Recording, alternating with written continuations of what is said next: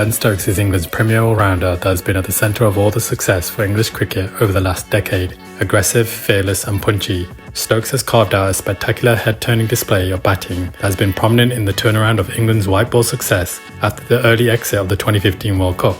All of this led to the 50-over and T20 World Cup titles, and his batting ethos has been focal in the Bazball brand of cricket. Here we'll be analysing Ben Stokes' batting.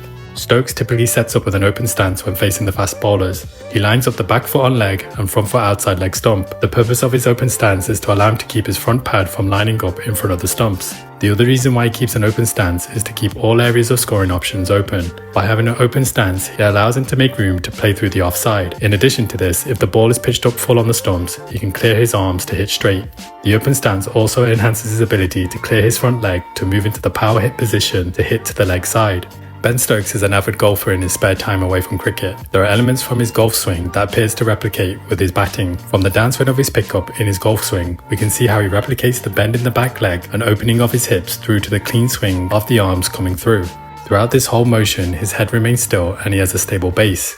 Stokes' favourite scoring area against pace are the leg side, long on, straight and mid-off. He does have the ability to play through the offside, however the setup of his stance and technique is driven by his golf swing, which is geared to targeting and elevating the ball through the leg side. When facing spin, Stokes sets up with an open stance. As the ball is released, he presses onto the front foot. From the front foot press, he shifts his weight forward or back depending on the length of the delivery. Similar to pace, Stokes likes to target the areas down the ground or the leg side. When shaping up to slog the spin, he clears his front leg and slog sweeps or gets low on the ball. Stokes is a naturally aggressive individual. His appetite for the battle seems to elevate his batting. Sledging game seems to get a positive reaction when it comes to his batting.